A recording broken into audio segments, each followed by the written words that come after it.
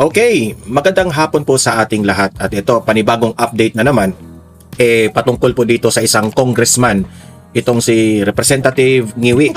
Okay? Itong si Representative Percy Sindanya. Binanata na naman niya itong si Vice President Inday Sara Duterte sa isang interview niya sa Head Start sa ANC. Okay? Na alam niyo naman, ina-assume na nila na meron talagang kasalanan itong si VP Sara. At kahit wala silang ebidensya, wala silang mga factual evidence, pero kitang-kita mo dito ang kabayasan nitong mga congressman na ito, na sila po ang trabaho nila dyan sa Kamara ay para alamin ang katotohanan patungkol sa aligasyon, akusasyon laban kay VP Sara. Pero kung sumagot siya dito sa mga tanong ng mga reporters, parang ina-assume na nila na nagnakaw talaga si VP Sara. Isang pambubudol na paninira kay VP Sara. Iyan naman talaga ang trabaho nila siraan ng siraan si VP Sara kasi takot silang mananalo ito sa 2028. Yan po ang una nating ipapakita sa inyo, okay? At pangalawa nating pag-uusapan ay pakinggan po natin itong si Attorney Vic Rodriguez sa kanyang vlog sa Facebook patungkol po sa usaping ekonomiya at itong mga taxes, no, na ginagawa ngayon ng gobyernong Marcos. Sapat pa ba ang mga ginagawa ng administrasyong Marcos? Tama pa ba? Itong pag-handle nila dito sa dinadaan ng crisis ng Pilipinas, tama pa ba ang pamamalakad ni Bongbong Marcos? Kasi bali-balita natin, no? May narinig kayong balita? Stage 4 na raw. Gaano kaya yan katotoo, no? Kasi nagtatanong lang tayo kasi that is yung napapansin natin sa social media that is circulating right now. Hindi ko alam kung totoo yan, pero I don't wanna anong tawag doon? Conclude, no? Kasi sabi nila stage 4 na raw. Stage 4 na raw ng colon cancer, stage 4 na raw. Gaano ba yan katotoo? Sana naman wag tayo mag-fake news, pero kung totoo man yan, ipagdasal na lang natin. Pagdasal na lang natin. Okay. Like and share this video para kakalat ito at subscribe na kayo sa mga hindi pa nakasubscribe. Okay? Eto, unahin natin ito para banatan rin natin itong ngiwi na ito. Okay? Ito. For more on the VP's impeachment and the energy emergency in the Philippines, we're now joined by Akbayan Party List Representative Percy Sandanya. Good morning, Representative Sandanya. Welcome back to the program. Good morning, Victoria. Thank you for having me again. All right. So, Congressman, the next hearing of the House Committee on Justice will be on April 14. Can you walk us through what will happen on that day? April nakakarma tayo ulit. Yan ang problema mo doon, Mar. Kasi binabanatan mo yung ngiwi. Ayan, tuloy na karma katalog. Kumakain kasi ako ng Kumakain kasi ako ng saging, no, para malakas yung potassium natin. Ito patuloy. Nawala tuloy ako. Well, on April 14, it will be... Yan. April 14, okay? Sa mga hindi pa alam, no? April 14 po magre-resume ang hearing nila sa impeachment complaint laban kay VP Sara doon sa kay Committee on Justice, Jinky Luistro. The first hearing after the preliminary hearing wherein we have approved the issuance of subpoena for the relevant documents and pieces of evidence that will be used during the hearings wherein we will further establish both pattern of behavior and acts committed by the Vice President. So, come February 14, ito na yung panahon. Ang tinatawag na marami na exciting part kasi dito na talaga magkakalabasan ng mga ebidensya para patunayan yung pang-aabuso sa kapangyarihan ni Vice President Sara Duterte. And some of the documents subpoenaed by the committee... So, yan ang problema kay Sindanya. Okay? Yan ang problema. Anong tawag dyan? Ina-assume na nila na yan po ang exciting part. Kayo lang nang na-excite. Actually, ang taong bayan galit na galit sa inyo galit na galit ang taong bayan sa inyo for doing that.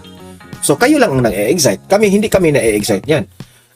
Para bang, ang sa amin, alam naman namin walang kasalanan si VP Sara at gawa-gawa lamang po ang inyong mga imbento dyan.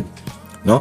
Tapos sasabihin nyo, exciting part na raw kasi yan na po ang magkaalaman na raw na mabubuking na raw si VP Sara. Exciting part yan para sa inyo. Kasi kung malinlang ninyo yung taong bayan, edi masaya kayo.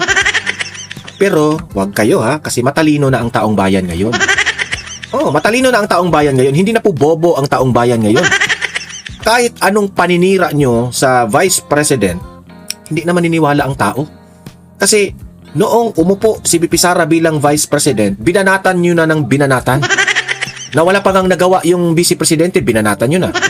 Eh sino pang maniniwala sa inyo, di ba? Pero tayo dito sa Donmar TV, paulit-ulit nilang interviewin itong mga kagaya nitong mga taong ito. Yan sila De Lima, Ontiveros, sino pa si Chel Jokno, yung mga kaaway ni VP Sara ng mga congressman dyan sa Kamara, paulit-ulit nila yan ang interviewin para magmukhang totoo talaga na may kasalanan si VP Sara. Okay, kasi ika nga sabi nila, kapag paulit-ulit yung statement na ito nagnakaw siya, nagnakaw, kapag paulit-ulit magmukhang totoo. So tayo naman dito sa Donmar TV, kapag binabanatan si VP Sara na nagnakaw raw ng pera, paulit-ulit rin nating sabihin dito sa yung mga supporters ni VP Sara na hindi yan totoo, fake news yan. Okay, akusasyon pa lang yan, aligasyon pa lang yan, hindi nyo napapatunayan na talaga ay ginawa nila yan. Ulit-ulitin namin mga vloggers yan. Saka kami kakampi sa inyo kapag may napatunayan kayong halatang ebidensya na ginawa talaga ng Vice Presidente. Di ba? Congressman, are the statements of assets, liabilities, and net worth or SALNs of the Vice President during her tenure as Mayor and Vice Mayor of Davao City. Attorney Michael Poa, her legal counsel, said that he thinks these are irrelevant because the offense must be impeachable offenses and the official must be impeachable officials. And being Vice Mayor and Mayor, these are not impeachable officials. So what's your take on this? Well, these documents, as far as I understand, are very important in establishing a pattern. Mahalaga din yan para makita natin kung paano ba lumobo talaga yung kanilang yaman bilang mga public officials na sumusweldo, depende doon sa salary grade na meron ng posisyon nila. So that's very critical in establishing a pattern in terms of amassing ill-gotten wealth pagdating dito sa kanyang posisyon ngayon as Vice President. So that's a very important point for comparison, especially given the position that she's holding now. And Bicol Saro Party List Representative Terry Ridon has previously said that naniniwala rin kayo kay Terry Ridon. Yan si Terry Ridon, ha? Let me give you a simple background. Galit yan sa mga Duterte si Terry Ridon.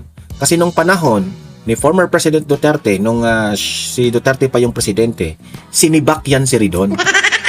Okay? Kasi sinibak siya kasi travel ng travel eh. Nagalit. there is a 50 million gap with the net worth of VP Sara. Have you seen this also in Akbayan? Well, that's something that we are now studying very closely, especially Mantakin nyo, ha? Obserbahin nyo. Anong word na ginamit niya? We are looking it closely. Yan ang sabi niya. Kasi wala pa silang sapat na ebidensya. Ulitin natin, ha? Ulitin natin yung yung sinabi niya. Seen this also in Akbayan? Well, that's something that we are now studying very We are now studying. Pinag-aralan nila kung paano nila sisirain si VP Sara. Wala ba? Kung ikaw, if you are sure sa inyong accusation kay VP Sara, sasabihin mo, this is the time na ipapakita na namin ang ebidensya na talagang nagnakaw siya. Ganon sana. Pero anong sinabi niya? We are still studying. Pinag-aralan pa nila kasi hindi sila sure. Yan ang hirap sa inyo. Lumabas rin sa bibig mo. Sindanya. Di ba? Lumabas rin sa bibig mo ang inyong mga kasinungalingan. Ano pa? closely, especially because come April 14, we will raise the necessary questions to clarify and really establish this pattern that I've mentioned earlier. At mahalaga kasi talaga na pag-aralan, at hindi lang pag-aralan, kundi makita ng taong bayan itong mga ebidensya ito. Kaya nga, Victoria, talagang naalarma tayo doon sa ginagawa ngayon ng kampo ni Vice President Sara Duterte in their attempts to delay the process, to derail. Si VP Sara pa ngayon ang nag-delay sa process. Hindi po. Ano yan, ha? Mali itong sinabi nitong ngiwi na ito. Si VP Sara raw ang nag-delay sa process ng impeachment proceedings. Mali yan. Fake news yan. Papaliwanag ko sa inyo. Pumayag na ang kampo ni VP Sara na ipagpatuloy yan. Kasi sumagot na sila through letter. Nasa kamara na kung magbotohan na sila o hindi. Di ba? If you think guilty na si VP Sara sa tingin ninyo kasi hindi sumipot si VP Sara, kasi ang sinagot lang doon ni VP Sara kung ano yung mga akusasyon, aligasyon laban kay VP Sara, hindi nila kinaya. Kasi hindi sumipot si VP Sara. Gusto nila ng grandstanding because VP Sara right now is very popular. And they want VP Sara to go there in the camera para banatan o gawa ng fishing expedition kasi wala silang mahanap na kasalanan eh.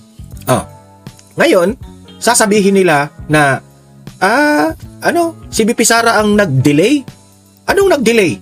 Sabi na nga ni VP Sara, i-proceed nyo na yan. Kasi yung mini trial ninyo mga putang ina kayo, pwede naman niya magbutuhan na kayo directly para in order for the impeachment complaint na uusad na yan, dalhin na yan sa Supreme Court, tapos doon na yan dalhin sa Senado. Para doon na. Gusto nyo naman, di ba gusto nyo na mabilis ang pag-impeach ni VP Sara? Bakit hindi nyo dalhin sa Senado na kaagad? Bakit ang dami nyong drama nyo pa dyan sa kamera? Di ba? Yan ang problema sa inyo eh. The process that has been demanded by the people for a long time. This impeachment process, more than anything, is something that we owe the Filipino nation. Utang ng VP. Utang raw ng nila sa taong bayan na dapat imbestigahin sa VP Sara. Anong utang? Hindi po kami ang may gusto. Hindi po kaming taong bayan ang may gusto dyan sa impeachment complaint ni VP Sara. Kung tutuusin pa nga, galit kami dyan eh. Sa mga ginagawa ninyo. Nagsasayang kayo ng pera, gumagasta kayo ng pera ng taong bayan para dyan sa impeachment complaint na yan. Binoto yan ng taong bayan. That's the mandate of the Filipino people. Tapos gaganyanin ninyo. Galit kami dyan sa ginagawa ninyo. Kayo lang ang natutuwa for your political interest. Yan ang katotohanan dyan. Taong bayan, ang katotohanan at utang natin sa Kongreso at sa Senado, yung paglalabas ng katotohanan. Yung mukha mo. Ng ito. So what can you say about the move or the statement of Attorney Poa dismissing the SALENS of Vice President when she was Mayor and Vice Mayor of Davao City? Well, this has been a constant strategy of her legal team, that's to dismiss the allegations against her. In fact, in the process of dismissing, they are refusing to answer really the issues at hand. Anong refusing to answer? Hindi, tanga ka ba? Iba yung refusing to answer.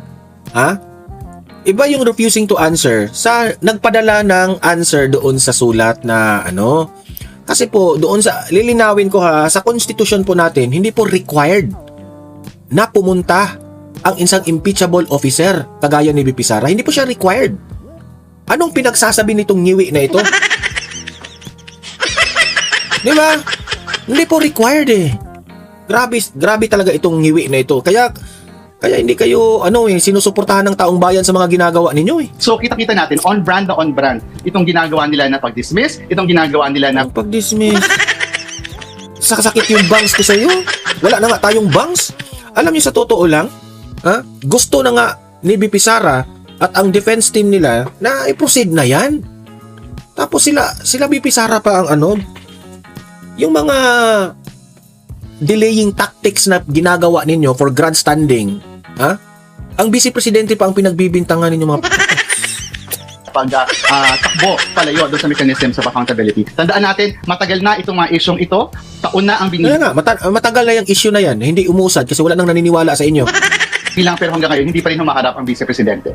Last Friday or last week, a group of lawyers led by Attorney Israelito Torion sought from the Supreme Court a temporary restraining order against the impeachment proceedings, saying the proceedings are constitutionally and procedurally defective. Actually, galit na galit sila eh. Iritang-irita sila sa hindi sinipot ni VP Sara eh. Imber na sila. Deserve. Okay, can we get your statement regarding this? Hindi naman tayo na-surprise sa ginawang ito ng mga lawyers na alive with the Vice President. At alam naman ng lahat na kapag corrupt, ayaw talaga humarap. And obviously, corrupt raw si VP Sara. Ang tanong ko sa inyo, Sindanya, kung ginagawa nyo yan kay VP Sara, kung ginagawa nyo yan kay VP Sara for accountability, bakit hindi nyo kaya yung ibang mga nagnakaw rin dyan?